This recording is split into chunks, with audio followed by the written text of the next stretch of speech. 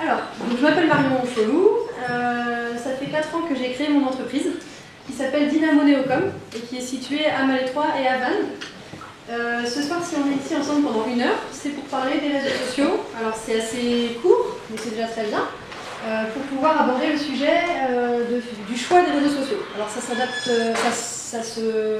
c'est plutôt pour les professionnels, en l'occurrence ce soir, et on va voir quels réseaux sociaux choisir quand on a une entreprise ou qu'on gère une entreprise et que l'on souhaite se développer sur les réseaux sociaux. On a beaucoup de choix, on ne sait pas trop sur lesquels aller. Est-ce qu'on va sur Facebook, sur Twitter, sur Google+, sur Instagram? Voilà, ça peut faire peur, ça peut faire aussi, on se dit je ne sais pas trop comment faire. Alors moi, mon objectif c'est de vous donner des clés pour que vous puissiez savoir si derrière ça vous intéresse d'être présent, si c'est intéressant pour vous en termes de retombées, et puis pour savoir si, sur lesquels aller. Voilà. Donc on va aborder ces choses-là. Alors sur l'heure qu'on va passer ensemble, si vous avez des questions, il ne faut pas hésiter à me les poser pendant la présentation. Voilà. J'aime bien quand on échange, j'aime pas trop quand c'est trop scolaire, donc il ne faut pas hésiter à me poser les questions. Donc voilà le programme que je vous propose. Déjà, je ne me voyais pas d'entrée de jeu, rentrer dans le sujet sans faire un point sur le contexte. Donc ce que je vous propose, c'est de voir pourquoi et comment les réseaux sociaux sont devenus incontournables dans notre vie quotidienne. Donc on ne va pas s'éterniser dessus, mais au moins comprendre pourquoi on en parle autant et pourquoi on s'intéresse à ça au niveau professionnel. Les intérêts des réseaux sociaux dans la communication professionnelle, on ira voir les principaux réseaux sociaux ensemble, alors en sachant qu'il y en a tellement qu'on va voir vraiment les leaders. Et ensuite, on regardera ensemble un cas concret sur l'un de mes clients qui est situé à Vannes et que certains connaissent peut-être, c'est une boutique de déco. Voilà. Est-ce que ça vous va? Ouais? Ok. Alors, pourquoi et comment intégrer les réseaux sociaux? Pourquoi et comment les réseaux sociaux sont devenus incontournables dans notre quotidien?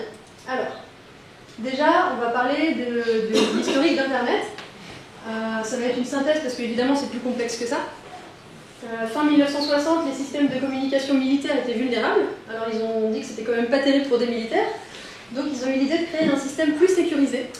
Et pour ça, ils ont travaillé, donc l'armée, les universités et le département américain de la défense ont travaillé ensemble pour mettre au point un système beaucoup plus fiable qui s'appelait à ce moment-là ARPANET. Je ne sais pas si ça vous parle. Ouais, un petit peu. Ensuite, on continue l'évolution. Donc entre 1980 et 1990, on a eu l'apparition de l'ordinateur personnel. Alors c'est celui qu'on voit en bas à droite, le mastodonte. Alors est-ce qu'il y en a certains qui l'ont connu? Oui? Vous l'avez eu? Oui. D'accord, donc voilà, ça vous fait un petit moment de nostalgie. Je ne sais pas s'il marche encore. Hein, mais les très grandes cartes. Ah oui, oui, ça m'étonne pas, c'est des tout démesurés. Chaque logiciel était sur la carte. D'accord. Donc ça, c'était déjà un modèle réduit, hein, parce qu'il faut savoir qu'avant ça, c'était des ordinateurs qui faisaient la taille d'une pièce, comme aujourd'hui celle dans laquelle on est. Et puis voilà, quand on a vu ça arriver dans les familles, ça veut dire qu'il y avait vraiment une évolution technologique importante. Donc les familles ont commencé à s'équiper. Il y a aussi eu une amélioration au niveau de l'ergonomie et de l'utilisation, puisqu'on a vu apparaître la souris, le bureau, les icônes, alors qu'avant c'était un écran noir avec un curseur vert qui clignotait. Enfin voilà, il fallait quand même connaître un peu pour pouvoir l'utiliser. Ensuite on continue, donc entre 90 et 2000, on voit apparaître le World Wide Web. Est-ce que ça vous dit quelque chose? Je vous parle un peu, ça vous fait penser à quoi ça? Oui, alors, je ne sais pas qui l'a dit, mais www, voilà, c'est ce qu'on trouve dans l'URL, donc dans l'adresse d'une page internet, donc au début de l'URL. À partir de cette date-là, les ordinateurs peuvent commencer à communiquer entre eux. Donc là, on parle vraiment d'Internet, et ça s'étend au-delà des frontières des États-Unis. Les internautes qui commencent à utiliser Internet s'informent, envoient des mails et peuvent consulter des pages web. Donc ça, c'est ce qu'on appelait à ce moment-là le Web 1.0. Ensuite, à partir de 2003, il y a eu l'ère de l'information qui a commencé avec un nombre d'utilisateurs qui a explosé. Est-ce que vous savez pourquoi, en 2003, à partir de 2003, énormément de monde s'est mis à utiliser Internet? Oui, alors c'est un peu ça l'idée. En fait, c'est les premiers forfaits Internet qui sont arrivés dans les foyers, qui n'étaient pas trop chers, voilà, parce qu'avant c'était surtout réservé aux entreprises. Donc à partir de cette date-là, je ne sais plus qui faisait ça, je ne sais plus quelle marque, mais aujourd'hui, c'est là que les gens ont commencé à s'équiper en termes de connexion Internet. On parle aussi... Comment? Infony. Comment? Infony. Infony? C'est le nom de la... L'entreprise qui est fournisseur ADSL. D'accord, ok. Bon, moi super, j'en ai appris. On parle également de viralité. Alors la viralité, c'est quoi? Ça se propage rapidement. Ouais, voilà, c'est ça. C'est pas l'idée... Alors souvent, on pense au virus, donc ça part de l'idée du virus. Mais c'est pas le virus qui va tout casser dans l'ordinateur, c'est le virus, sur la base du virus, qui va propager l'information. Donc par exemple, sur Twitter, on en reparlera après, c'est un réseau social qui est très viral, sur lequel l'information va très vite. Voilà, donc ça c'est la viralité. Ensuite, on a aussi vu apparaître des nouveaux besoins, entre guillemets, puisqu'il y a besoin d'échanger, de partager, d'être tout le temps connecté, d'être dans l'instantanéité. Alors ça pourrait être un débat. Mais en tout cas, toujours est-il qu'aujourd'hui, on ne veut plus attendre le lendemain pour aller à la bibliothèque pour avoir une information. Donc on va tout de suite regarder sur notre téléphone, dans notre poche, pour avoir une réponse à notre question. Et la collaboration, avec l'arrivée ces dernières années de sites de recommandations dans lesquels on va pouvoir laisser notre avis sur un hôtel qu'on a visité, dans lequel on est allé, sur un restaurant dans lequel on est allé manger. Voilà, donc ça c'est pareil, ce sont des nouvelles tendances qui sont apparues ces dernières années. En plus de ça, on a vu arriver aussi des évolutions technologiques, avec du matériel de plus en plus petit et de plus en plus puissant, des connexions de plus en plus rapides, donc notamment la fibre, on entend beaucoup parler de ça en ce moment, et le quotidien est connecté grâce aux objets connectés. Donc tout ce qui est montre connectée, qu'est-ce que vous connaissez encore comme objet connecté? Les téléphones, oui, voilà. Bientôt le frigidaire. Le frigo connecté, oui, ça existe.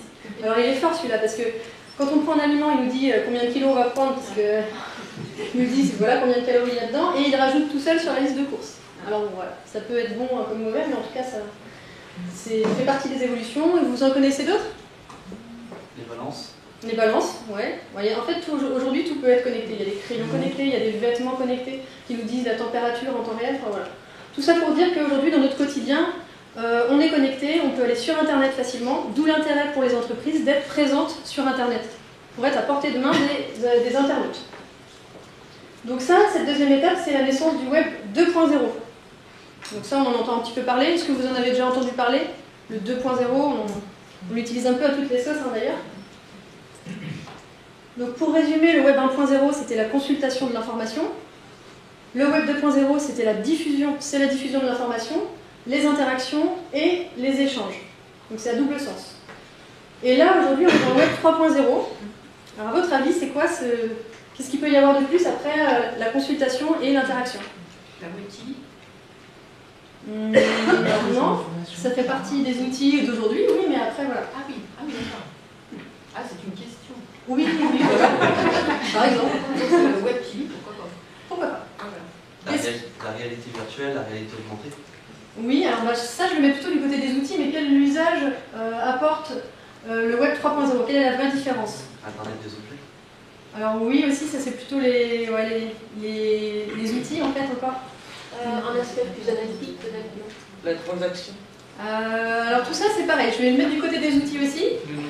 La décision. Notion de réseau, c'est pareil. Je vais le mettre du côté, pas des outils, mais ça en découle, en fait. Donc je vais vous aiguiller un petit peu. C'est la personnalisation. Voilà, la différence, c'est ça aujourd'hui. C'est de faire en sorte que l'internaute ne fasse plus ses recherches comme avant. C'est que ce soit Internet qui vienne à lui. Et non à nous d'aller chercher nos infos. Donc de plus en plus, alors d'ailleurs on va pas en parler trop longtemps parce que ça va faire un débat sinon et j'aurai pas le temps, mais on voit beaucoup de publicités ciblées aujourd'hui. Alors là je vous ai mis deux exemples que je reçois, moi, parce qu'il y a pas longtemps je me suis dit j'irais bien à Lisbonne, ça me ferait plaisir. Sauf que j'ai bien été bombardée de publicités derrière. Et donc comme on peut voir par exemple à gauche, donc, Airbnb sur Facebook m'a envoyé une pub pour Lisbonne du coup. Donc j'allais faire un petit tour là-bas. Et à droite, Google m'a envoyé une publicité sponsorisée. Alors comment on le voit? Vous voyez ici, c'est marqué sponsorisé. Là, ici. Donc ça veut dire que c'est de la publicité ciblée, voilà, en fonction de vous, en fonction de ce que vous avez visité comme site internet, de ce que vous avez déjà acheté sur internet. On publie aussi. de ce que vous publiez. Moi, je suis pas... D'accord. De ce que vous... Voilà, de tout ce que... En fait, vous avez un profil sur Internet. Et en fonction de ce profil-là, les sites Internet payent pour avoir accès à vos données et ensuite vous proposez des pubs ciblées. Voilà. Si on passe par le réseau Tor, on est soumis à ça aussi? Je sais pas. Là, je peux pas vous répondre. Je sais pas si quelqu'un peut répondre. Si on passe par le réseau Tor, est-ce qu'on est soumis à ça? Je sais pas du tout... En fait, nettement moins, puisque l'identité de la personne n'est pas connue et qu'il y a plus de filtres sur ce réseau-là au niveau des cookies et ce qui s'ensuit. Du coup, les échanges sont moins évidents et on est beaucoup moins ciblé par ce fait-là. Mais c'est au prix de lourdeur et de difficulté d'accès par ailleurs. Mais sinon, l'objectif de ce réseau-là est justement d'éviter ce genre de ciblage et de garder un peu cette culture. D'accord, merci beaucoup. Parfait. Voilà pour ça. On va refermer la parenthèse, même si c'est un sujet intéressant. Parallèlement à ça, donc en 2017, là on a vu l'évolution du web. En 2017, il y a aussi eu pas mal d'évolutions depuis, ces dernières années, il y a eu aussi pas mal d'évolutions au niveau de la communication et la façon dont communiquent les entreprises envers leurs cibles. Donc hier, on était plutôt dans une communication unilatérale. C'était un monologue de l'annonceur. Alors je vais vous donner un exemple. Est-ce que vous vous souvenez de la pub Juvamine? Si Juva bien, c'est Juvamine.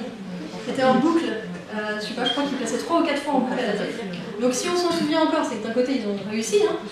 Mais aujourd'hui on veut plus ça, on en a marre parce qu'on a l'impression d'être pris pour des porte-monnaies ambulants. Et aujourd'hui on veut vraiment instaurer une discussion avec l'entreprise.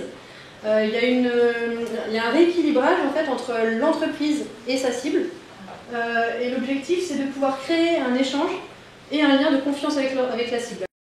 Et aujourd'hui, ce qui est important, en fait, c'est que les gens, ils ont tellement marre d'entendre que toutes les pubs, en fait, qui disent que c'est les meilleurs.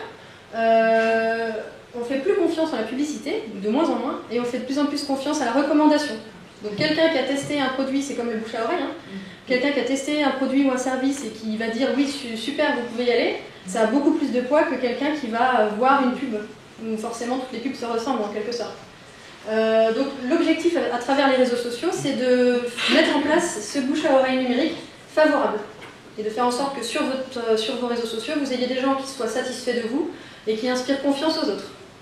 Voilà. Il n'y a pas de modération sur il n'y a pas de modérateur derrière sur un réseau social? Si, tout à fait, il y a des modérateurs. Alors par exemple, on imagine un... Il n'y a pas de filtre qui serait monnayable, qui permettrait de monnayer et censurer certains mots? Alors en fait, on peut tout faire, on peut tout imaginer, mais le truc c'est que... C'est une arnaque? Une arnaque? Attendez, j'ai pas compris. Eh ben, à partir du moment où on a la mainmise sur... on peut vendre et acheter des modérations? Alors moi, je suis pas du tout pour ça. Parce que si on fait ça, en fait, à partir du moment où, par exemple, un client va me confier sa communication sur les réseaux sociaux, vous voulez y être, il faut être authentique. Si vous vous dites, moi je supprime tous les négatifs pour garder que le positif, ça marchera jamais. Parce qu'en fait, les gens, ce qu'ils veulent, à partir du moment où ils voient une entreprise dessus, c'est de la transparence et c'est de pouvoir être en confiance. Si on a fait une boulette, bah, on le dit et les gens ils comprennent en fait. Donc il suffit pas de supprimer un commentaire pour contrôler la communication, il suffit de montrer que derrière qu'on est capable de répondre de manière professionnelle, qu'on est là si les gens veulent discuter. Mais moi je sais que j'ai déjà refusé des clients parce qu'ils me disaient, moi tout ce qui est négatif, j'en veux pas. Bah, donc ça sert à rien d'aller sur les réseaux sociaux. Voilà, donc c'est vrai que ça peut faire peur, hein, c'est ce que je disais avant. Mais en fait, souvent, ce qui arrive, c'est que par exemple, on met une publication sur Facebook, il y a quelqu'un qui vient, qui dit que, alors c'est très rare, mais qui dit qu'il n'est pas content, et bien en fait, déjà on peut laisser faire un peu, et les gens d'eux-mêmes vont venir défendre l'entreprise, bien souvent. Et ça c'est encore plus fort, parce que vous imaginez, c'est même pas vous qui vous défendez, c'est vos clients ou les gens qui vous suivent. Donc ça veut dire qu'il y a des gens qui sont là derrière pour vous soutenir, et c'est encore plus fort que de la pub que vous pourriez faire. Donc ça, c'est vraiment quelque chose qui est hyper intéressant avec les réseaux sociaux, c'est de créer un lien avec la communauté et en fait qu'on soit main dans la main avec elle. On s'est fait un peu secte. Hein. Est-ce que ça répond à votre question? Donc monnayer, on pourrait le faire, hein, on pourrait très bien se dire, bah oui, non, mais je vois bien par exemple Google ou Facebook Mhm. qui puisse, pour certains clients, monnayer ce service. Bah, on peut le faire, hein, c'est sûr. Je pense qu'il y en a qui peuvent le faire, mais sauf que c'est pas ce que les gens recherchent Comme sur de les la réseaux. pub. Mais Oui, bah, tout à fait, oui, mais je pense que, en fait, on le sent, ça. Je pense que quand tout est beau, tout est rose sur une page Facebook, on le sent. C'est comme les faux témoignages, Je pense qu'en fait, il n'y a rien de plus efficace que l'authenticité sur les réseaux c'est sociaux. naturel, donc c'est faux. Non, je suis pas d'accord. Bon, on peut en parler, hein, mais non, je pense, non, vraiment, l'authenticité, c'est ça qu'il faut garder en tête. Ça prime les commentaires. Si, j'ai juste une anecdote par rapport à ça. Donc j'ai un client qui est restaurateur. Et donc moi, je publie pour lui. Et un jour, j'ai publié une photo d'une pizza, ou je sais plus, et il y a quelqu'un qui est venu, qui a mis un commentaire très très négatif en disant ouais, moi je suis venu, alors je vais utiliser ces termes, hein, il a dit la serveuse c'est qu'une conne, et puis les pizzas, ouais, je voulais une végétarienne, il n'y en avait pas, enfin voilà, donc il s'est énervé, ça devait pas être son jour. Donc moi je suis arrivée, je lui ai dit bah, je suis navrée que votre passage dans le restaurant ne vous ait pas conquis, on peut en parler en privé si vous le souhaitez. Et en fait là l'effet qu'il y a eu c'est que du coup il a répondu et il a dit qu'il s'excusait en fait d'avoir été si brutal et que finalement bon, il était peut-être un peu de mauvaise humeur et en fait il a supprimé le commentaire. Et si j'étais rentrée dans son jeu, si j'avais dit, si je m'étais énervée moi aussi comme mon client souhaitait, je suis sûre que ça serait parti dans tous les sens. Donc si j'avais supprimé, je pense qu'il aurait surenchéri en disant bah voilà, vous l'avez supprimé, je vais le remettre encore plus fort. Enfin, donc voilà, il faut juste être authentique, sincère et puis accepter qu'on puisse ne pas être toujours au top. Quoi. Mais en l'occurrence, là c'est le client qui était pas content et qui était dans un mauvais jour. Quoi. Est-ce que c'est clair ça, ce point-là, sur la modération? Ouais. Voilà, donc aujourd'hui, rééquilibrage entre la cible et l'entreprise. Voilà. La définition du storytelling. Ah oui, alors le storytelling c'est l'art de raconter une histoire. Donc en fait, ce que l'on fait à travers les réseaux sociaux, c'est qu'on raconte l'histoire de l'entreprise au quotidien, voilà, on raconte ce qui se passe dans l'entreprise et on embarque les gens avec nous dans cette histoire et on leur donne envie de nous suivre.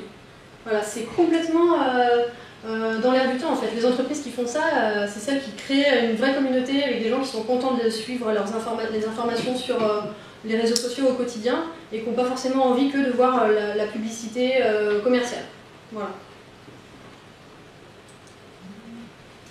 Alors, l'intérêt des réseaux sociaux dans la communication professionnelle. À votre avis, pourquoi une entreprise doit-elle communiquer sur les réseaux sociaux? Ou doit-elle, c'est peut-être un peu trop fort, mais a-t-elle intérêt à communiquer sur les réseaux sociaux? Améliorer son image de marque déjà. Ouais. Fidéliser les clients. Acquérir des clients. Oui, tout à fait. Agrandir le réseau. Comment? Agrandir son réseau. Agrandir le réseau, oui. D'autres idées? Une vitrine avec une visibilité très variée quant aux spectateurs. Oui, voilà, toucher une cible plus large. Oui, Augmenter la zone de chalandise. oui aussi. Atténuer les limites géographiques. Dans le fond, là-bas. Des idées? Avoir une notoriété. Oui, développer sa notoriété. On en a déjà dit pas mal. Alors, de nombreux intérêts pour les entreprises. Alors, avec les réseaux sociaux, vous pouvez développer votre notoriété, booster votre référencement naturel. Alors là, c'est peut-être un gros mot. C'est quoi le référencement naturel? C'est quoi le référencement? Par rapport au moteur de recherche. Oui, par rapport au moteur de recherche. Alors, c'est quoi Un exactement? positionnement et on peut nous trouver facilement. Voilà, en fait, c'est la place que vous allez avoir dans les résultats de recherche. Il y a plusieurs types de référencement. Comment? Pour le site internet. Non, ça peut être en fait pour l'entreprise en général. Ça peut être quelle place l'entreprise va avoir dans les moteurs de recherche, dans les résultats de recherche. Par exemple, ça peut être la page Facebook, ça peut être son site internet, ça peut être Google+, Twitter, son blog. Donc voilà, c'est pas forcément que le site. C'est l'entreprise en elle-même. Ça peut être une personne aussi, hein, bien sûr, mais là on parle de l'entreprise. Le référencement, donc il y a le référencement payant. Alors là, il y en a qui connaissent mieux que moi, c'est sûr. Le référencement payant, donc c'est les publicités qu'on voit passer. Donc l'entreprise achète des mots-clés pour passer en priorité, mais pour être mise en avant dans les fils d'actualité des personnes qui sont dans sa cible. Et le référencement naturel, donc il y a les réseaux sociaux, le site internet, les mots-clés qu'on va utiliser, les images qu'on choisit. Donc voilà, il y a énormément de critères dans les algorithmes des moteurs de recherche et les réseaux sociaux en font partie. Donc quand une entreprise se met sur les réseaux sociaux, elle améliore sa visibilité sur Internet. Ensuite, donc, la possibilité de fidéliser vos clients et de recruter de nouveaux. Alors je mets ça sur la même ligne, puisque, comme on l'a dit tout à l'heure, l'objectif c'est de faire en sorte que les gens qui ont travaillé avec vous et qui sont contents donnent envie aux autres de travailler avec vous aussi. Favoriser l'échange tout en contrôlant la communication. Alors contrôlant, ça ne veut pas forcément dire en supprimant tout le négatif, hein, je reviens là-dessus, mais au moins en étant au courant de ce qui se dit et en réagissant en conséquence. Donc mettre en valeur l'expertise et les compétences, augmenter le capital sympathie, puisque vous êtes dans l'air du temps, vous utilisez les outils modernes, donc vous êtes dans votre époque. Rassurer les clients en discutant avec eux, alors il y a plein d'exemples, hein, mettre en avant les réalisations, les travaux, surveiller l'irréputation, réputation sur Internet, disposer de retours, avis, commentaires. Vous pouvez très bien parler avec votre communauté. Alors, j'ai un exemple, est-ce que vous connaissez Michel et Augustin? Oui, alors voilà, ils font des petits gâteaux, des yaourts, des trucs super bons. Ils sont hyper forts sur les réseaux sociaux. Si vous avez l'occasion d'aller voir, moi je vous le conseille. Par exemple, quand ils veulent faire une étude ils veulent sortir un nouveau produit, au lieu de faire une étude de marché qui va coûter super cher, ils vont mettre 2 photos sur Facebook, donc les 2 packagings sur lesquels ils ont travaillé, et ils vont demander aux gens de choisir. Donc les gens ils vont liker la photo de droite, la photo de gauche, et ensuite Michel et Augustin va pouvoir choisir celle qui a été le plus appréciée. Et donc les gens derrière, ce qui est intéressant, c'est qu'ils sont encore plus enclins à acheter le produit parce qu'ils ont participé à la décision, au choix du packaging. Donc ça rajoute encore un petit peu plus d'engagement de la part du client. Et ça, c'est hyper intéressant aussi grâce aux réseaux sociaux. Donc créer un lien privilégié avec l'audience, augmenter le trafic sur le site internet, toucher les prospects sur un outil qu'ils utilisent au quotidien. Là, on va les chercher sur un outil sur lequel ils voient leurs amis, leur famille, et d'un coup, ils vont vous voir vous. Donc c'est hyper puissant. Les réseaux sociaux, ils sont complémentaires au site internet, puisque les réseaux sociaux, c'est un outil qui est dynamique, donc on met les actualités dessus. Et le site internet, c'est pas ce qu'on va voir en premier, hein, les actualités, s'il y en a, ce qu'on va voir en premier, c'est la présentation de l'entreprise, les contacts, les prestations, voilà. Donc en fait, ce sont 2 outils complémentaires. Donc si vous vous posez la question de savoir lequel on prend, bah souvent moi je réponds les 2. Non, on peut maintenant les associer, c'est-à-dire qu'on peut mettre les petits logos. Oui, tout à fait. Ah oui, vraiment les associer. Bien sûr. Alors par contre, ce qui est important, c'est de faire le lien entre. Je regarde ça. Oui, c'est hyper important. C'est vrai que vous avez raison de le préciser. Sur le site internet, c'est très intéressant, très important même, de mettre le lien, des petits boutons qui vont renvoyer vers vos réseaux sociaux. Et inversement, de votre page Facebook ou des autres réseaux sociaux, de faire le lien qui va vers le site. Si vous ne faites pas ça, c'est une grande partie du référencement qui est perdu. Alors, ceux qui se sont lancés et qui ont testé, donc ont été interrogés, et pour 91% d'entre eux, la transformation de l'entreprise au niveau digital est un objectif stratégique. Les réseaux sociaux sont un bouleversement sociétal pour 75% d'entre eux, une priorité stratégique pour 72%, et jugé comme positif par 75%. Donc moi, c'est des chiffres que je trouve quand même intéressants, surtout quand on sait que c'est des chiffres qui ont été récupérés après que les gens se soient mis sur les réseaux sociaux. Voilà, c'est pas ce qu'ils imaginent qu'ils peuvent avoir. C'est des retours d'expérience. 90% des dirigeants pensent que les réseaux sociaux sont un outil de communication efficace, donc 9 sur 10, quand même pas rien. 87% pensent qu'ils aident à la compréhension du client. Or, on sait qu'un client qui est compris, bah, c'est un client qui est mieux servi. Et 79% pensent qu'ils favorisent l'engagement du client, donc bon, l'achat à nouveau, le bouche à oreille. Donc voilà, moi c'est des chiffres qui me parlent bien. Panorama objectif des principaux réseaux sociaux. Alors, quels réseaux sociaux vous connaissez? Twitter, Facebook, Instagram, LinkedIn, Vidéo, Snapchat, Pinterest, Google+. C'est bien, on a fait les principaux. Tinder. Alors Tinder, c'est un site de rencontre. Je ne sais pas si on peut le mettre si vous voulez. Comment? Bibi? Je connais pas. Non, je ne le connais pas, mais il y en a tellement, il y en a beaucoup. Alors voilà, il y en a beaucoup ici, il y en a beaucoup qui ne sont pas en France, il y en a qui existent et qui ne sont pas là. Alors pourquoi je vous montre ça? C'est pour vous montrer qu'en fait souvent ils sont classés en 4 catégories différentes. Donc là c'est plus les médias sociaux. Ils sont classés en 4 usages. La publication, donc par exemple le WordPress, Blogger, Overblog, donc ça ce sont des outils de publication. Le partage avec YouTube, alors YouTube c'est pour les vidéos. Pinterest, les photos, Instagram, idem. Vimeo, vidéo, voilà, parmi les principaux. Ensuite, on a tout ce qui va être la discussion. Alors, je vais faire un petit tour des logos. Donc ça, c'est Skype. Voilà, voilà, on va pas tous les faire non plus. Et le réseautage. Alors, le marketing aime bien les nouveaux mots un peu bizarres. Réseautage, donc on va avoir par exemple LinkedIn, Viadeo, donc ça c'est des réseaux sociaux professionnels. Badoo. Badoo c'est pas professionnel. Hein. Badoo c'est un peu comme Tinder on va dire. Et puis au milieu on a Facebook, Google+, Twitter, les leaders.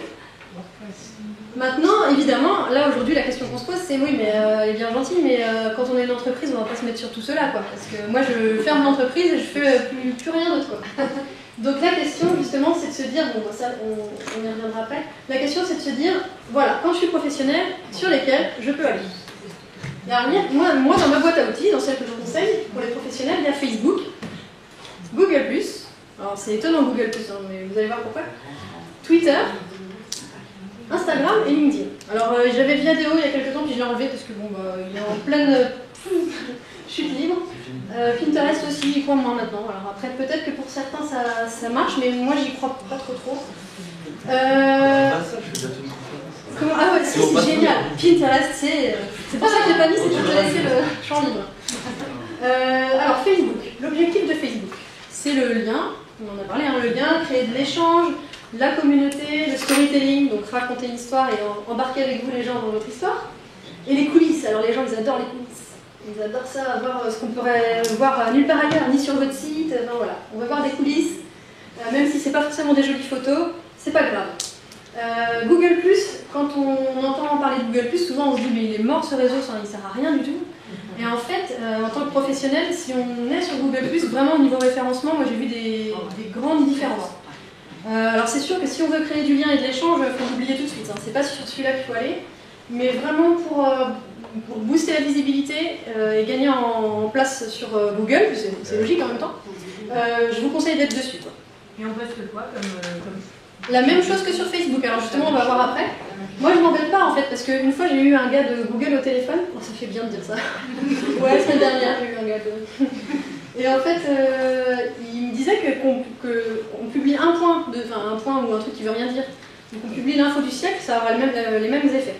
Il a eu un peu de mal à le dire, mais finalement il l'a dit. Moi j'ai bien retenu, et en fait je mets exactement la même chose que je mets sur Facebook, et en fait ça marche très bien. Ça sert à rien de passer du temps à créer un contenu différent. Ça pénalise pas, en l'occurrence, pas en ce moment pour le coup, parce que ça change souvent, mais en ce moment ça pénalise pas. Voilà, ça suffit pour avoir des bons résultats. Donc ça c'est pareil, le contenu, on y revient après. Twitter, c'est pour exercer une veille, donc pour surveiller ce qui se dit dans votre domaine d'activité, et puis pour montrer que vous êtes un expert dans votre domaine. Donc là par exemple, moi je ne le conseille pas forcément à tout le monde, hein, Twitter, aux artisans, aux commerçants, pas forcément. Après si vous êtes un artisan par exemple, j'avais en stage un jour un photographe, mais qui a vraiment une technique très particulière avec de l'argentique et tout ça, donc un expert dans son domaine, là oui, parce que c'est le leader du coup là-dedans, sur Twitter. Mais bon, après, je le conseille plus pour les gens qui sont dans la com, tous les consultants, les professions plus de bureau. Après, voilà. Mais c'est pareil, c'est au cas par cas, c'est à voir en fonction de chaque activité. Ensuite, Instagram. Donc l'Instagram, son objectif, c'est de valoriser l'identité de l'entreprise à travers l'image. Donc, si on a des belles images, on peut aller dessus. Mais, par exemple, moi je le conseille pour tous les métiers, donc les fleuristes, les gens qui font de l'événementiel, les mariages, qui travaillent dans le mariage. Alors après, même si c'est toujours un peu délicat de dire ça, mais par exemple, un plombier, un électricien, ça va être un peu plus compliqué, quoi. À moins de faire quelque chose d'artistique. Mais on peut toujours essayer, hein, mais voilà. Donc Instagram, c'est un outil qui est vraiment intéressant à partir du moment où on a des belles photos. On verra un exemple. Et LinkedIn, alors j'ai du mal à le dire en anglais. Réseau professionnel, recrutement, B2B. Alors, ce qui est intéressant avec ce réseau, c'est quand on développe son réseau à partir de sa personne. Souvent, on me dit, bah tiens, mets mon entreprise sur LinkedIn. Bah, moi, je ne le fais pas trop parce que ça a moins de résultats que si c'est la propre personne qui le fait. Par exemple, vous êtes les mieux placés pour savoir comment développer votre réseau. Qui vous connaissez, avec qui vous voulez rentrer en lien. Voilà, donc c'est un réseau intéressant à animer soi-même pour développer ses contacts. Il y a un chat maintenant, c'est comme Facebook, les petits. C'est vrai qu'il y a un chat. Ouais, il y a un chat vraiment comme Facebook, c'est incroyable. D'accord, mais c'est génial. Avant, on pouvait déjà se... Non, mais le chat, d'accord. D'accord, bah, je l'utilise très bien. On voit les gens connectés comme sur Facebook, donc c'est vraiment une grande révolution. Ah bah c'est bien, depuis combien de temps ça? C'est LinkedIn. D'accord. La nouvelle version est géniale. Bon bah voilà, à télécharger dès tout à l'heure. Pour mieux comprendre, alors je me suis bien amusée quand même avec ma petite galette bretonne. Je me suis dit, il y en a qui font avec des cookies, avec des cafés, on est en Bretagne, donc on va faire une petite galette bretonne. Si on devait mettre une publication sur Facebook pour dire qu'on aime les galettes, ça serait « j'aime les galettes bretonnes ». Si c'était sur Twitter, ça serait « je mange une #galette, #bretonne ». Si c'était sur Snapchat, alors Snapchat on n'a pas trop parlé parce qu'il est en train d'arriver, mais au niveau pro c'est encore un peu compliqué. Ça serait « je suis un concours de la meilleure galette bretonne ». C'est vraiment dans l'instantané. YouTube, je partage une vidéo de moi en train de manger une galette bretonne. Instagram, voici une photo vintage de ma galette bretonne. Skype, je demande la recette de la galette à ma maman en visio. Et LinkedIn, je sais faire des galettes bretonnes, fait partie de mes compétences. Voilà, donc ça donne un petit aperçu de la façon dont on parle sur chaque réseau. C'est quand même sympa, hein, celle-là. Ouais, c'est pour le temps que j'ai passé à l'heure. Alors, et de quoi on parle maintenant sur les réseaux sociaux? Alors, on peut parler de plein de choses. Après, ça dépend vraiment de vous, mais il faut pas se mettre de limites. C'est important de se dire, même si c'est pas l'info du siècle, on n'attend pas à avoir l'info du siècle en fait. C'est pas tous les jours qu'on va avoir une info hyper intéressante à dire. Ce qu'on veut, c'est surtout que les gens nous voient régulièrement passer. Donc, même si c'est pas avec une information hyper importante, ils vous voient, et c'est ça qui compte. Ils vous voient régulièrement. Donc, ce qui est intéressant, ça va être les coulisses. Donc, vous faites je sais pas moi, par exemple là, bah, vous faites une conférence, vous allez à une conférence, vous faites une conférence, bah, vous pouvez publier sur ça. Les nouveaux projets que vous avez au sein de votre entreprise, les membres de l'équipe, donc les gens qui arrivent, les gens qui partent, les gens qui fêtent leur anniversaire, enfin ça peut être vraiment plein de choses. Hein. Les travaux en cours, des visuels exclusifs, donc les gens ils aiment bien ça aussi, se dire ouais, on est les premiers à avoir vu ça, le packaging d'un nouveau produit, une maquette que vous êtes en train de mettre en place. L'agenda aussi, donc si vous allez à un salon, aux portes ouvertes ou des ateliers que vous allez organiser. Ça, c'est des choses qui plaisent bien. Pas trop de commercial. Voilà. Si vous parlez que de vos produits, si vous parlez que de ce que vous vendez, finalement, les gens, sur les réseaux sociaux, ça ne va pas trop les intéresser. Encore une fois, c'est des généralités, mais voilà, sur les tendances, ce qu'ils veulent, c'est surtout pas trop de commercial et beaucoup de coulisses. Voilà. Par exemple, moi, je me suis dit que là, moi, je ferais bien une photo avec vous. Comme ça, en sortant, je la mets sur mes réseaux sociaux. Est-ce que ça vous va? Est-ce qu'il y en a qui n'ont pas trop envie? Bon, allez, je fais ça vite fait. Ah, j'adore les selfies. Faut juste que je trouve mon appareil. Allez, un beau sourire.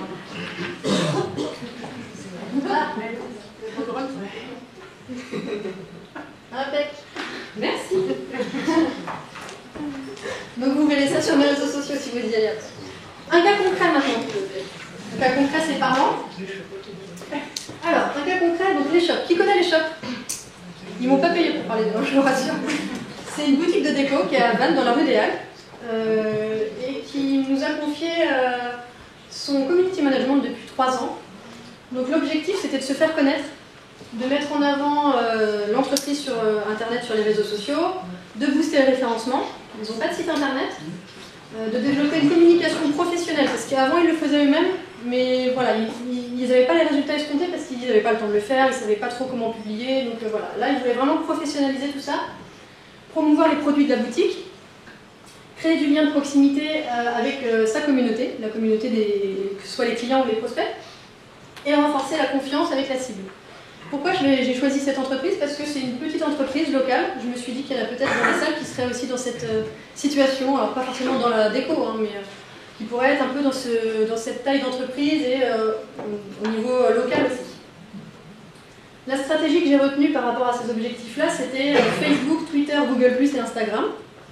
Donc pour les raisons qu'on a évoquées avant, donc le storytelling, le lien et l'échange sur Facebook.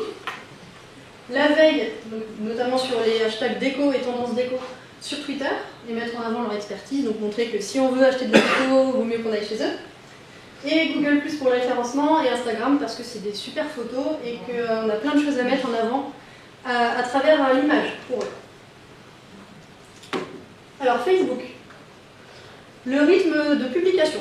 Ça c'est pareil, c'est une question que je voulais vous poser. Pour eux, je publie 3 fois par semaine. À votre avis, est-ce que tout le monde doit publier 3 fois par semaine? Comment vous devez choisir votre rythme de publication? C'est en fonction de ce qu'on a à mettre. Ouais. Ça dépend du secteur, c'est pas possible.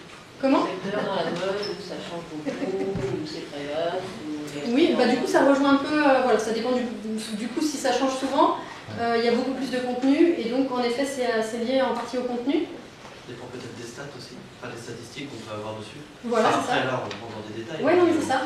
En fonction de ce que l'on fait, après on peut avoir des statistiques sur les réseaux sociaux, donc tu me dis si c'est ça que tu voulais dire, et ça nous permet de savoir ce que les gens préfèrent. Est-ce qu'ils préfèrent qu'on publie 3 fois par semaine? Est-ce qu'ils préfèrent qu'on publie tous les jours, 2 fois par semaine? À quelle heure? À quelle heure aussi, tout à fait. On peut faire des sondages pour savoir ça. Non, il vaut mieux faire en fait et regarder les résultats. Ah oui, d'accord. Ouais, sur les réseaux sociaux, il n'y a rien de mieux que de faire et de regarder. On va faire un sondage, non? Ouais, bon, il y a plein de choses, il y a plein d'outils qui existent. Ouais. Alors, moi, la réponse que je donne à ça, c'est ça dépend. Donc, ça dépend du contenu, en effet, du volume de contenu que vous avez. Si vous avez plein d'infos tous les jours, bah, et que vous avez le temps aussi, parce qu'il y a du temps à y passer, vous pouvez vous dire, bah, moi, j'aime bien ça, j'ai le temps, j'ai du contenu, donc je vais publier tous les jours. Par contre, si au bout d'une semaine, vous avez épuisé tout votre contenu et que vous ne publiez plus pendant 6 mois, là, c'est pas bon, parce que qu'est-ce que ça fait comme effet? Bah, les gens qui viennent voir votre page Facebook et qui voient que la dernière info c'était il y a 6 mois, qu'est-ce qu'ils se disent? Bah, ils se disent bah, ça se trouve l'entreprise elle n'existe même plus, il y a eu un effort mais ça s'est relâché. Donc voilà, donc en fait il vaut mieux être régulier, même si c'est moins souvent, mais régulier. Donc je vous conseille, si vous n'aimez pas trop ça, si vous n'avez pas trop le temps, si vous n'avez pas forcément d'idées, bah, de publier au minimum 2 fois par semaine quand même sur Facebook. Ouais, c'est pas Prendre de l'avance. Comment? On peut faire un média planning. Comment? Préparer des contenus à l'avance. On peut prendre de l'avance, oui. On peut prendre de l'avance, on peut programmer. Alors ça, c'est la bonne nouvelle. On peut se dire, moi, tous les lundis, je me prends 2 heures et je programme tout pour ma semaine.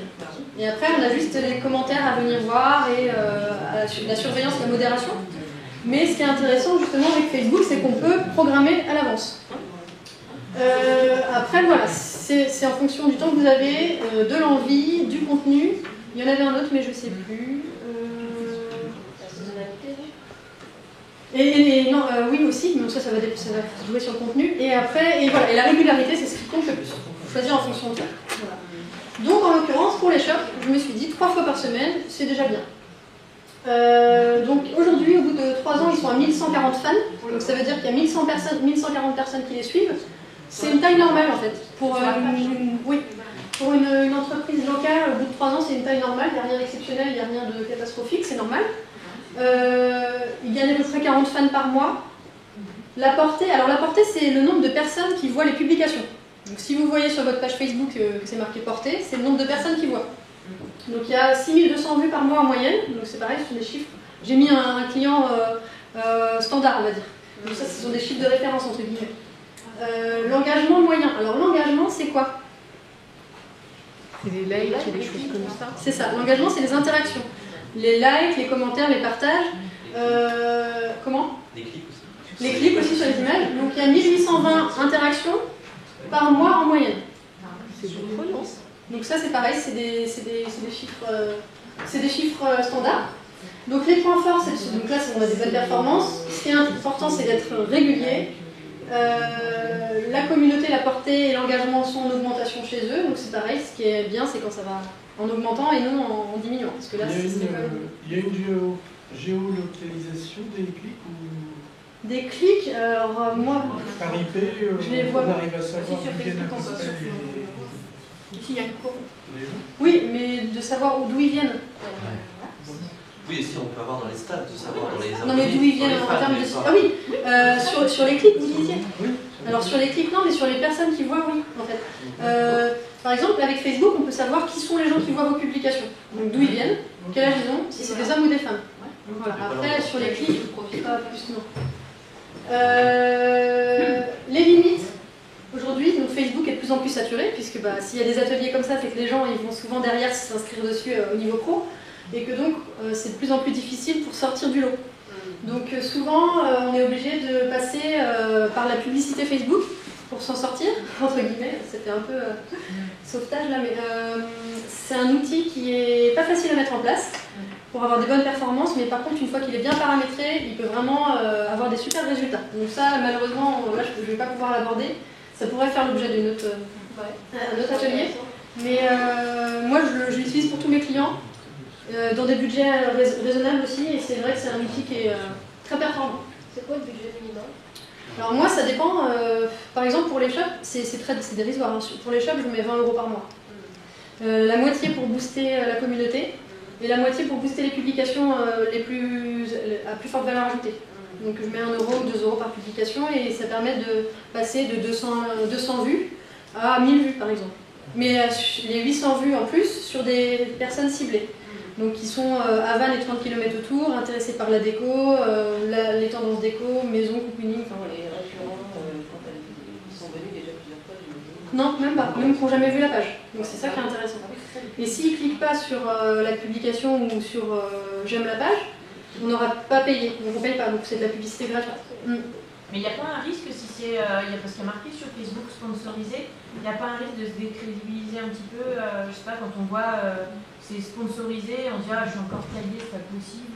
Je pense que ça dépend, en fait c'est un peu le débat de tout à l'heure, ou le sujet de débat, ça dépend de comment on perçoit la publicité ciblée. Moi je sais que ça me gêne pas personnellement, mais je sais qu'il y a des gens qui dès qu'ils voient que c'est ciblé se disent ah c'est pas possible, je suis vraiment traqué. Donc en fait c'est en fonction de comment chaque personne le ressent.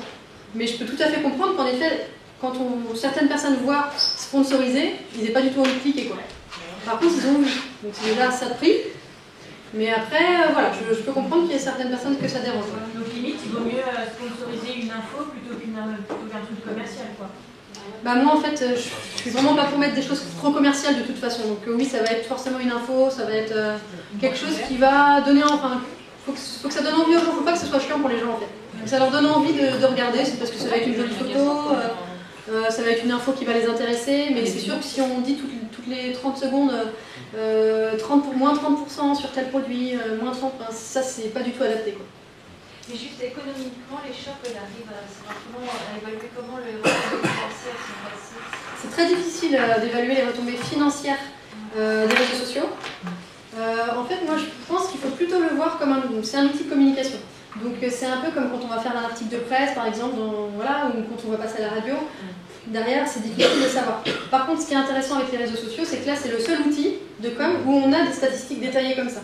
Donc ça nous permet de savoir combien de personnes voient, qui y sont, mais après, derrière, c'est rare que quelqu'un vienne en disant « Bon, voilà, je vous ai vu sur Facebook, je viens acheter vos produits ». Ça arrive, hein, mais c'est assez rare. Donc faut pas... Pour moi, c'est pas ce critère-là qu'il faut analyser. C'est plutôt comment ça marche, les interactions, est-ce que ça bouge sur la page, est-ce que les gens sont intéressés par ce qu'on propose. L'aspect qualitatif. Comment ? L'aspect qualitatif. L'aspect qualitatif, ouais, voilà. Mais après, c'est difficile en termes de retombées économiques, ouais. de chiffrer. Voire quasi impossible. Moi, j'ai jamais réussi à trouver de critères pour ça. Encore. Mais peut-être qu'un jour, ça viendra. Est-ce que c'est bon pour ça ? Est-ce qu'il faut créer un groupe en plus de la page ? Ça dépend de quelle activité, mais moi, les groupes, je suis pas trop... Je vois pas l'intérêt en plus. Sauf si on fait partie d'une association et que là, on a envie de parler entre nous. Mais ça a quand même une visibilité limitée, beaucoup plus limitée qu'une page. Et vous intervenez dans des groupes, enfin, je pense par exemple, je ne sais pas, sur cet exemple-là, est-ce que vous allez regarder s'il existe des groupes de discussion sur la déco à Vannes pour Oui, ça je le fais. En fait, je vais essayer au maximum pour mes clients d'aller présenter mon client, enfin rentrer dans les discussions qui existent déjà. Alors après ça se fait plus sur Twitter, mais après souvent dans les groupes on essaie d'aller comme ça va vite devenir commercial. Donc voilà, on va dire j'existe et puis après voilà, on va pas faire que de l'aider. Je sais pas pourquoi ça fait ça. Alors ça, ce sont deux exemples pour montrer un peu ce que ça peut donner. Sur Facebook, donc les shops, donc il y avait alors les images sont beaucoup plus foncées là, je sais pas pourquoi. Des panneaux et puis des coussins. Alors, voilà, c'est juste pour vous montrer un peu le ton qu'on emploie. C'est des textes très courts. Alors là, c'est particulièrement court hein, pour le coup, mais des textes très courts, un ton pas trop commercial, un ton léger, un ton. Alors après, il faut que ça vous ressemble aussi. Hein. Ça, c'est mon ton à moi, mais il faut que ça vous ressemble. Il faut que ça soit le plus authentique possible, donc plus ça vous ressemblera et que ça ressemblera à l'entreprise, et mieux ce sera. Les smileys, sans en abuser, mais on peut en utiliser. Les hashtags sur Facebook, donc les hashtags, par exemple hashtag coussin, hashtag cocooning, hashtag colorful, ils servent à rien sur Facebook. C'est juste pour le ton, enfin juste pour le style réseaux sociaux en fait, voilà. Mais sur Facebook... Les réseaux sociaux, entre eux, il n'y a pas de lien d'un réseau social à un autre. Comment ça? Je veux dire, à partir de Facebook, je ne peux pas aller sur Instagram. Ils sont liés si, en fait, si vous mettez les liens, par exemple, moi je sais que pour mes clients, je fais un onglet sur Facebook pour aller sur Instagram. C'est un peu comme sur les sites, on peut mettre les liens en fait. D'accord. Les hashtags fonctionnent très bien sur Facebook. Oui, enfin, il n'y en a pas beaucoup qui les utilisent. Oui, c'est par rapport à aussi, voilà, ça fonctionne quand même. on peut faire une publication sur Instagram et... Oui, alors ça, je vais y revenir après. Ouais. Twitter. Alors Twitter, souvent, on l'aime pas trop celui-là. Qui l'aime bien? Qu'est-ce que vous aimez bien dessus? Qu'est-ce que vous faites? Ah bah c'est l'hashtag. L'hashtag. C'est génial. Qu'est-ce que vous aimez bien sinon dessus aussi? Enfin, pourquoi il vous plaît? C'est plus les informations. Comment? C'est celui où on trouve le plus d'informations dans notre domaine d'activité. Ouais, voilà, la veille, chercher une info. En fait, c'est presque. Enfin, moi, je l'utilise comme moteur de recherche. Hein. Bah oui, clairement, c'est pour ça que le hashtag il est génial pour ça. C'est donc le fameux dièse, le mot dièse. On va sur Twitter, on met le hashtag dans la barre de recherche, ou pas d'ailleurs, ça marche même sans. On tape le mot que l'on veut, que l'on cherche, et en fait, on va trouver tous les tweets, donc toutes les publications qui parlent de ce thème-là. Donc, c'est un moteur de recherche en quelque sorte. Donc veille, actualité, d'être à la page, le rythme, donc 3 à 4 tweets par semaine, plus les retweets et les favoris quotidiens. Alors les retweets, ce sont les partages. Donc en fait, on va pouvoir tweeter nous-mêmes, et on va aussi pouvoir partager sur notre mur, sur notre feed d'actualité, les tweets des autres. Donc ça s'appelle un retweet. Et les favoris, c'est l'équivalent du like. Les grandes tendances, donc sur ce compte-là, sur le compte de l'échoppe, donc il y a 268 abonnés, alors on en a beaucoup moins, c'est beaucoup plus long à développer, les gens sont assez infidèles entre guillemets, puisque ça s'abonne, ça se désabonne, c'est un peu Dallas. Donc ce qui compte là, pour pallier à ça, moi ce que j'utilise beaucoup justement, c'est les hashtags. Par exemple, dans un tweet, vous allez le voir après, ça fait même peut-être beaucoup, mais j'en mets partout moi, je mets des hashtags partout, parce que comme ça, on booste la visibilité, donc 2640 vues par mois en moyenne, ça dépasse largement le nombre d'abonnés, donc c'est ça qui compte, c'est important. Donc il faut que ce soit dynamique, les hashtags, il ne faut pas hésiter à les utiliser et à varier les infos. J'en parlerai après, mais je vais le dire tout de suite. Ce qui est important sur Twitter, c'est pas de parler que de soi. Autant sur Facebook, on parle principalement que de nous, de l'entreprise. Sur Twitter, si on parle que de l'entreprise, ça va pas marcher. C'est à peu près 20% d'infos qui vous concernent vous. Et 80% du reste, c'est des infos que vous allez trouver, des articles de presse, des informations qui ne vous concernent pas vous, mais qui montrent que vous êtes un expert dans votre domaine. Donc par exemple, là, ça va être un article publié dans le Elle Déco, enfin, je ne sais pas si ça existe, mais on va le retweeter si c'est intéressant pour les gens qui nous suivent. On va parler un peu de l'échoppe, mais surtout, si on parle une fois de l'échoppe, on va parler 5 fois d'autres choses, de décoration, donc les tendances de 2017, les couleurs de l'automne, enfin voilà, donc ça c'est hyper important sur Twitter. Le recrutement des fans, donc c'est pas grave si vous n'avez pas un nombre d'abonnés énorme. Par contre, c'est pas pénalisant, mais c'est important pour au moins atteindre la taille critique.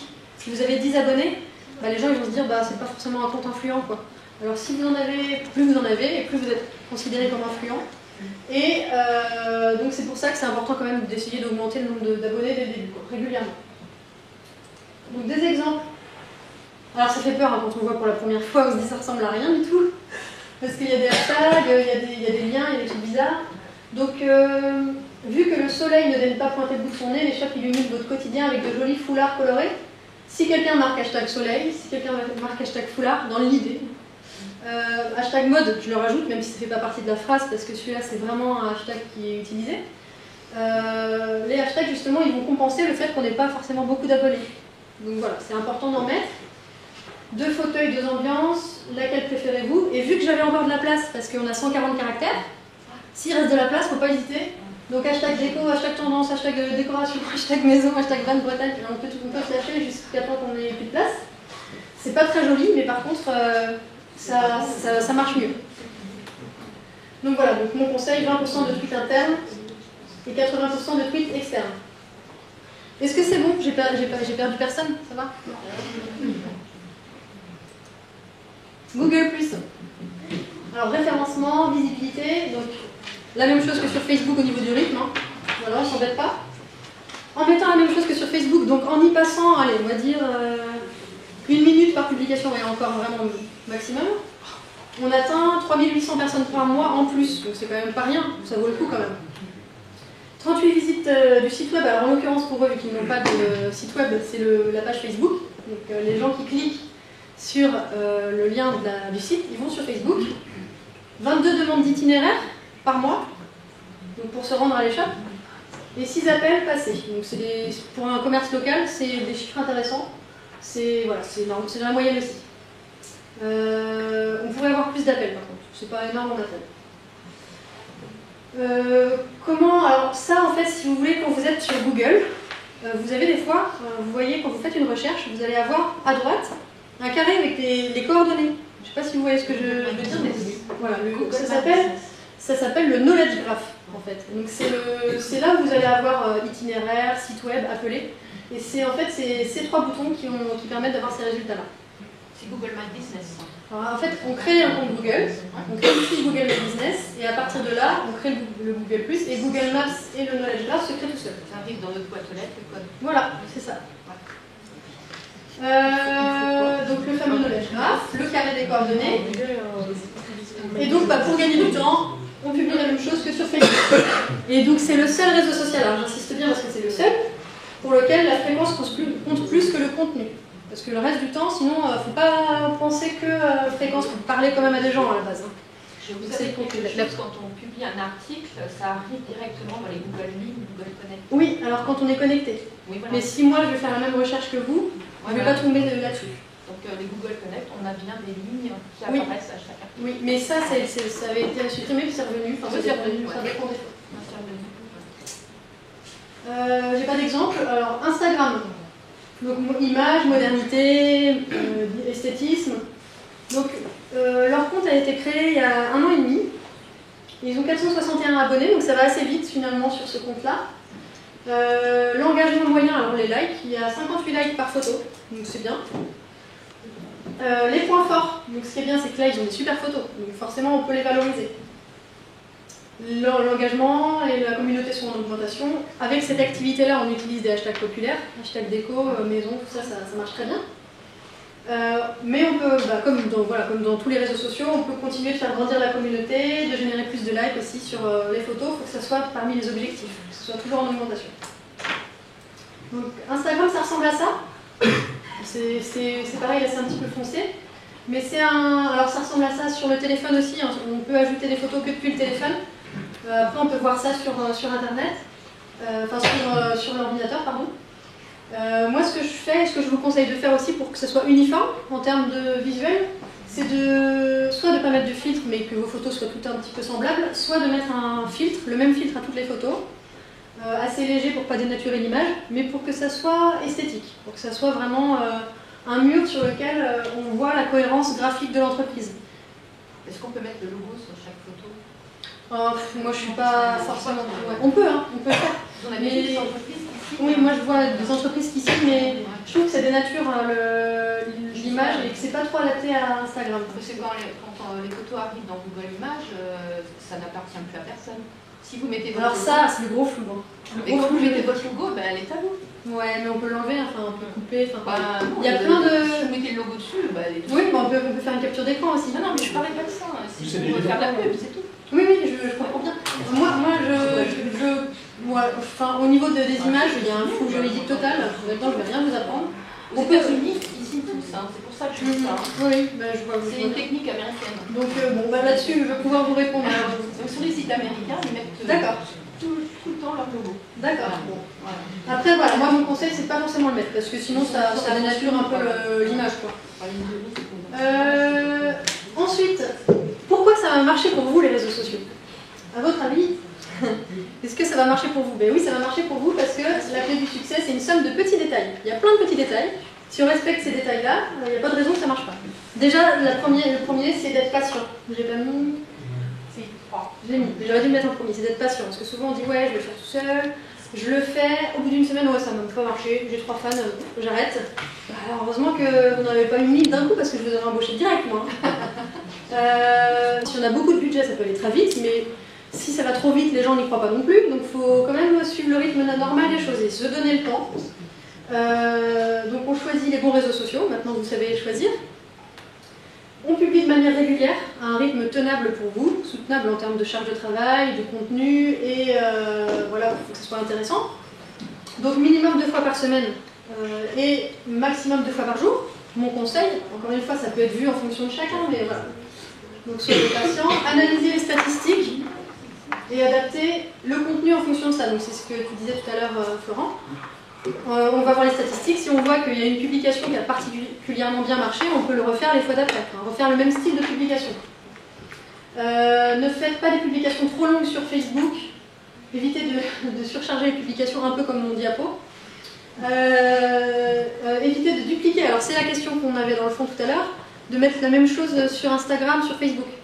Alors on peut, il y a plein d'outils qui permettent de dupliquer automatiquement. Par exemple, on va mettre un truc sur Facebook, ça va le mettre tout seul sur Twitter. Alors je vous conseille de ne pas le faire. C'est sûr que ça fait gagner du temps, mais sur Twitter, il ne va pas y avoir les hashtags, donc moins de visibilité. La phrase va être coupée là où ça va commencer à devenir intéressant parce qu'on aura dépassé les 140 caractères. Donc vraiment, ça va pas être adapté. Et sur Instagram, on n'aura pas les hashtags, donc je vous conseille de ne pas le faire. Voilà. Sauf sur Google+. Oui, sauf sur... mais c'est pas automatisé par contre là. Là, il faut aller faire le copier-coller. C'est pas Et puis ce qu'on peut rajouter en plus, c'est que partager le même contenu sur tous les réseaux, ça n'a aucun intérêt d'un point de vue utilisateur. Oui, moi, je me mets à la place d'un abonné, je ne vais pas les abonner à Twitter, à Facebook et à Instagram de la même marque, c'est la même chose. Exactement. On peut utiliser un robot comme buffer pour justement faire des variantes. Oui, aussi, on peut utiliser des outils en plus, oui. On se met pas de barrière. Moi, souvent, j'entends des clients qui me disent « Non, non, je ne vous ai pas envoyé cette info parce que je me dis ça ne va pas intéresser. » Alors que souvent, c'est super, quoi. Faut pas hésiter, même si on croit que ça va être un peu moyen. Des fois, on est hyper étonné, ça marche trop bien, donc faut pas hésiter à essayer. Si ça marche pas, on ne refait pas, mais peut-être que ça va super bien marcher. Encourager la communauté et la remercier. Il y a un petit truc très simple à faire, c'est quelqu'un qui partage une de vos publications, de mettre un like sur sa publication. Il a vu que vous avez vu qu'il avait partagé. Enfin voilà, c'est comme ça que ça fonctionne, vous le remerciez de son effort. On peut utiliser des arrobases dans les publications pour citer quelqu'un. Donc par exemple, vous dites la semaine dernière j'étais chez mon partenaire graphique à Vannes, il s'appelle Intel, vous mettez l'arrobase et vous mettez le nom de son entreprise derrière et ça va le citer, donc lui il va être flatté parce qu'il va voir que vous avez parlé de lui, et puis les gens qui voient votre publication pourront aller voir sa page aussi, donc ça c'est bien, ça mange pas de pain en plus. User et abuser des hashtags. Sauf sur Facebook, on peut en mettre un de temps en temps. On peut essayer aussi de voir pour la publicité Facebook, mais là c'est pareil, moi je vous conseille de vous faire accompagner pour ça, parce que même si ça ne va pas forcément vous coûter cher si vous le faites tout seul, il n'y aura pas de... Peut-être que oui, mais peut-être qu'il n'y aura pas beaucoup de résultats. Sur Instagram, on met que des belles photos qui donnent envie, et les autres on les garde pour Facebook. Faut pas que ce soit trop moche non plus, mais c'est pas grave si c'est pas des photos d'artistes ou de photographes sur Facebook. La course aux fans, c'est pareil, il y en a qui disent moi je veux plein de fans, mais ça ne sert à rien si derrière il n'y a pas d'interaction. Donc c'est surtout le taux d'engagement, l'engagement qui compte. Donc si vous avez, par exemple, moi c'est ce que je regarde en premier, il y en a qui ont des pages avec 4000 fans, Mais il y a 0 like à chaque fois qu'il y a une publication, il y a 1 ou 2 personnes qui like, c'est la mère et le copain. Bah non, ça sert à rien. Il vaut mieux avoir 200 fans, mais à chaque fois il y a 20 likes. Voilà. Donc ce qui compte, c'est vraiment l'engagement. Moi j'ai une anecdote pour ça, je travaillais avant avec une agence de communication qui avait un client qui m'a dit bah, il faut absolument qu'on booste les fans, là, ils veulent plus de fans sur Facebook, quitte à en acheter des faux, même s'ils sont en Chine ou je sais pas où, on va faire ça. Alors moi je leur ai dit non, ça m'intéresse pas de travailler comme ça, parce que c'est fake, enfin, c'est faux, les gens ils vont le voir, ça va pas marcher. Ils m'ont dit bah non, moi je veux faire ça, donc on fait ça, bah du coup j'ai pas travaillé avec eux parce que je sais d'avance que ça c'est pas ce qu'il faut rechercher. Contentez-vous de moins de fans mais de plus d'interactions. Et enfin, amusez-vous, il faut que ça vous plaise de le faire, que ce soit, voilà, faut que ce que vous mettez, si ce que vous mettez, ça vous donne même pas envie de le faire, les gens derrière ne vont pas forcément avoir envie de le lire. Donc si vous avez envie de lire ce que vous avez mis, c'est que déjà c'est pas mal. Voilà. Merci.